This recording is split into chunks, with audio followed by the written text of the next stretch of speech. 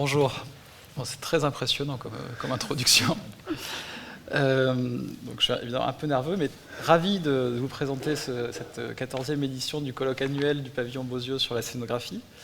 Même si la plupart d'entre vous connaissez le pavillon Bozio, je vais peut-être juste dire deux mots sur l'école pour ceux qui ne la connaîtraient pas. Et donc simplement expliquer que le pavillon Bozio est l'école supérieure d'art plastique de la ville de Monaco, que c'est donc l'école qui est située à 2 pas d'ici sur le Rocher.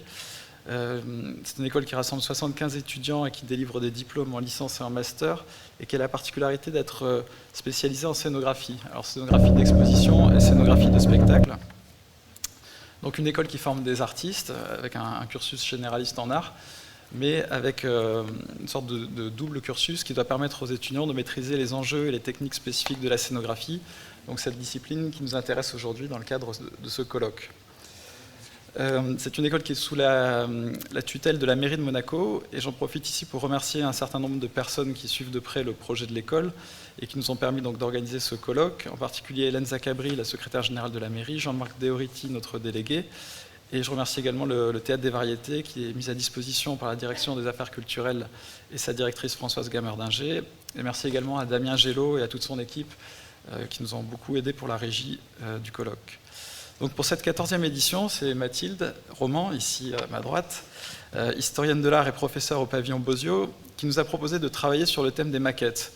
Alors à première vue, on peut avoir tendance à penser qu'il s'agit, quand on parle de maquettes, d'un simple outil technique du scénographe ou de l'architecte, mais au fil de nos recherches, nous nous sommes aperçus que nous tenions là à un sujet bien plus riche, et que les usages des maquettes, notamment quand elles passent entre les mains des artistes, étaient incroyablement diversifiés. Les maquettes interviennent à différents moments de leur démarche, le plus souvent en amont, et à ce titre, elles sont particulièrement intéressantes parce qu'elles témoignent des premières intentions.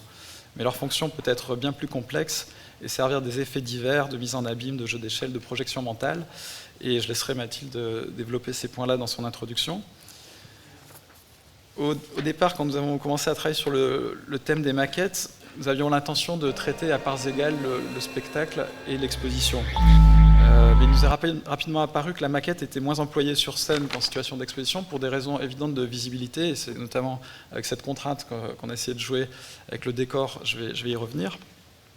On avait rassemblé quelques témoignages de metteurs en scène ou de scénographes de spectacle pour lesquels la maquette jouera un rôle central, mais les aléas des calendriers et des tournées ont fait que notre colloque sera finalement presque entièrement tourné vers les questions d'exposition, avec peut-être simplement une petite ouverture à la fin avec Yann Rocher sur les architectures de théâtre.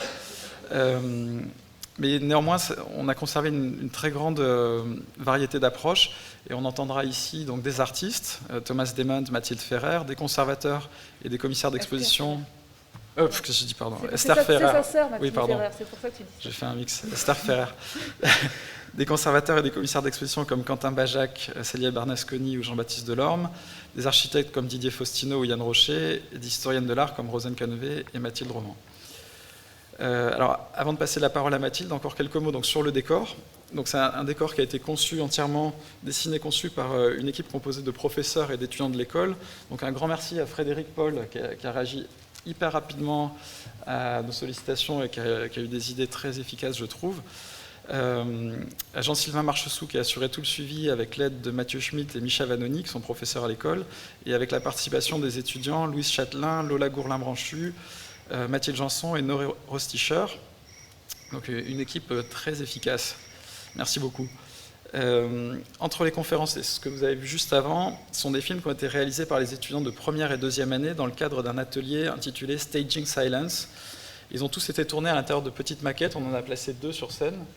Et donc ça sera les intermèdes ou les interludes entre les interventions des conférenciers. Il y a une vingtaine de films en tout. Et enfin, je remercie les équipes du pavillon Bozio qui ont très directement contribué à la conception et à la mise en œuvre du colloque. Donc Mathilde Roman, évidemment, puisqu'elle en a orchestré tout le thème. Stéphanie Gandolfo pour toute la logistique, les voyages, énormément travaillé pour la préparation du colloque, avec Béatrice Augier, mon adjointe, qui en a assuré le suivi administratif. Gaël Rosticher, qui a assuré toute la partie graphique, communication. D'ailleurs, vous allez avoir d'ici quelques instants, il sera encore chaud, le programme du colloque. avec l'aide de Sandrine Perrin, notre coordinatrice des études, et de Christine Guaran au service communication de la mairie. Merci beaucoup à Jean-Sylvain Marchessou et Juan McNabb pour la régie, pour la retransmission en direct des 2 premières interventions ce matin. Parce que là, juste un petit point pour que vous sachiez, les essais de son qu'on faisait tout à l'heure, c'est parce que cette séance de ce matin est rediffusée en direct à Paris, dans le cadre d'un séminaire qu'on a créé avec Yann Rocher il y a 3 ans, qui s'appelle L'Entour, et qui est destiné à des étudiants de l'École supérieure d'architecture Paris-Malaquais et des Beaux-Arts de Paris. Donc les 2 écoles qui sont sur le même site à Paris ont ce cours en commun, et depuis cette année, donc ce séminaire L'Entour, qui a lieu un mercredi sur 2 ou un ou 2 mercredis par mois, selon les cas, est commun aux 3 écoles, donc Paris-Malaquais, l'école d'architecture, les Beaux-Arts de Paris et le pavillon Bozio. Et donc quand un intervenant intervient ici à Monaco, il est rediffusé en direct à Paris et inversement. Donc cette semaine, c'est le colloque qui est diffusé en direct à Paris. Et évidemment, un grand merci à tous les intervenants qui, pour la plupart, ont fait des déplacements assez longs pour nous rejoindre, à l'exception de Célia qui commence, qui est la régionale de l'étape. Voilà. Donc, je passe la parole à Mathilde pour une introduction un peu plus détaillée sur les contenus du colloque. Merci Thierry, merci pour ce colloque. Je suis très ravie aussi d'entamer dans ce contexte et dans cette mise en scène. Par contre, est-ce que ça serait possible d'avoir un petit peu plus de lumière sur la salle? Parce qu'on ne voit pas du tout la salle. Pour nous, enfin, ça serait plus agréable en termes de... Merci, je pense que ça serait plus agréable de pour avoir des visages et pas juste... Voilà, c'est parfait comme ça, merci beaucoup. Oui, la question de la maquette, c'est vrai que c'est un des enjeux sur lesquels on revient souvent à l'école. Il y a aussi quelque chose qui a été un peu un moteur de cette proposition pour ce colloque cette année. C'est il y a quelques années, alors que je rendais visite à Esther Ferrer dans le cadre d'un portrait que je devais publier pour la revue Mouvement, j'ai découvert dans son atelier cette collection de maquettes qu'elle appelle les Proyectos Spatiales, sur lesquelles elle reviendra demain, qui est une collection de petites maquettes assez bricolées, entreposées plutôt sommairement, plutôt mal emballées, dans son atelier qui est assez exigu, et qui du coup avait cette qualité à la fois assez pauvre, et qui surtout était pour elle une manière de montrer que c'était absolument pas des œuvres, mais en même temps c'était des maquettes qu'elle conservait depuis le début de sa carrière au plus près de son travail. Et ce qui témoignait aussi du fait que c'était à la fois des objets qui étaient en tout cas ambigus dans leur statut en tant qu'artistique, mais qui étaient en même temps extrêmement importants dans son processus créatif. Et depuis, on a toujours poursuivi une sorte de discussion, de réflexion ensemble sur cette question de ce statut, cet outil de la maquette dans un travail artistique. Et ça s'est prolongé avec d'autres, avec des artistes, des scénographes, des architectes, des conservateurs, des théoriciens, pour essayer d'échanger ensemble sur ce terme de maquette qui, certes, souvent manque un peu de précision, souffre aussi d'une considération uniquement technique, mais qui, je crois, est un endroit assez essentiel, justement, de ce qui relie à la fois l'art et la scénographie. Pour un studio d'architecte ou un studio de scénographie, produire des maquettes, c'est plutôt une étape où, souvent, on le voit avec les étudiants aussi, c'est une étape pour préciser, pour vérifier les projections, les échelles, les détails. Un processus plutôt habituel dont on ne conserve pas forcément les traces pour ne pas s'encombrer, pour des raisons évidentes. Et la pédagogie, les recherches que l'on mène au pavillon Bozio, qui allient donc art et scénographie, mais souvent les étudiants ont travaillé de la maquette. On le voit beaucoup ici sur scène et on va le voir pendant ces 2 jours, parmi d'autres outils, comme le dessin, comme la 3D. Et ils apprennent ces conventions, c'est un outil technique, mais aussi ils inventent leur propre manière, on l'a déjà vu ce matin, de les manipuler, de les mettre en scène, de déborder en fait vers les champs de l'art. Parce que si c'est un support de projection, la maquette, elle intéresse aussi les artistes parce qu'on peut l'amener vers d'autres territoires, en l'incluant dans des projets dont elle devient du coup souvent indissociable. On peut la photographier, on peut la filmer, on peut la mettre en scène, on peut la performer, on peut l'utiliser comme un espace mental qui soit aussi complètement déconnecté de toute approche pragmatique. Et pour tout cela, souvent, c'est vrai qu'on partage avec les étudiants beaucoup de recherches et de projets qui sont ces projets d'artistes qui sont un peu des artistes clés pour les projets qu'on mène à l'école. Certains, on va avoir le plaisir de les entendre pendant ces 2 jours. Donc, Esther Ferrer ou Thomas Demand, effectivement, mais aussi on parlera de Tatiana Prouvé, peut-être aussi de Mike Kelly, de Hans de Beck, tous ces artistes qui reviennent régulièrement dans nos recherches, Walid Raad, Didier Faustino, qui sera là aussi avec nous, Béatrice Balcou. Parmi tant d'autres, parce que le sujet est vaste et les enjeux, bien sûr, très multiples. Ce colloque aussi, ce qui est important, c'est de voir qu'il poursuit aussi des recherches que l'on a menées précédemment, dans d'autres cadres pédagogiques, des discussions qui ont eu lieu déjà lors de conférences ou de colloques précédents. Par exemple, je me souviens des discussions et de l'intervention de Jordi Colomer, où la question de la maquette avait été évidemment au centre de sa présentation, de Oula van Brandenburg, de Guy Tortosa, il y a 2 ans au Jardin comme exposition aussi, ou encore de Pierrick Surin, quand il était venu nous présenter les projets qu'il avait fait sur scène avec des maquettes.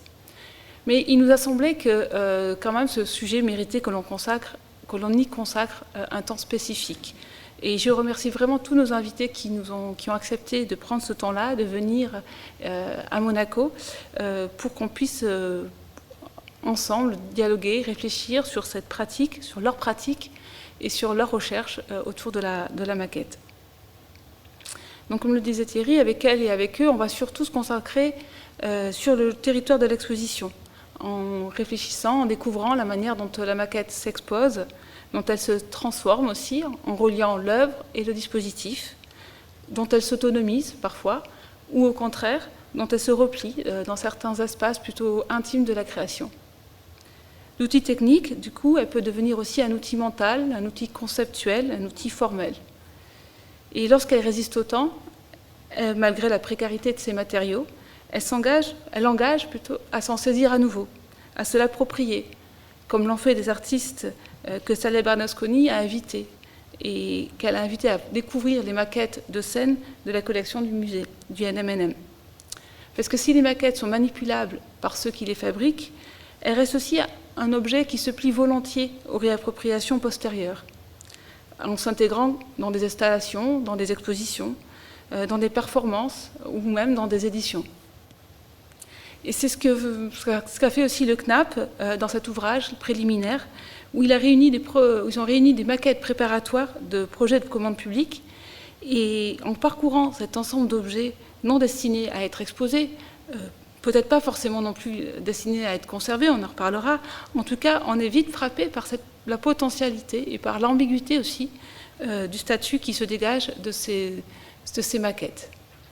Donc ce matin, on va partir vraiment de ces réflexions autour de collections de maquettes, donc de collections de musées ou de collections publiques de maquettes, et de la manière dont on peut aujourd'hui les faire vivre, se les réapproprier avec ce point de vue et avec ce temps de l'après-coup, de comment on se ressaisit de ce qui reste de ces maquettes de projets qui sont à la fois des projets menés à la fois pour la scène et puis pour la commande publique. Je laisse Thierry avoir le plaisir d'accueillir et puis de présenter Célia Bernasconi pour démarrer cette matinée. Je crois qu'on a un petit film là, non ? Ah, on a un petit film d'abord ? Merci.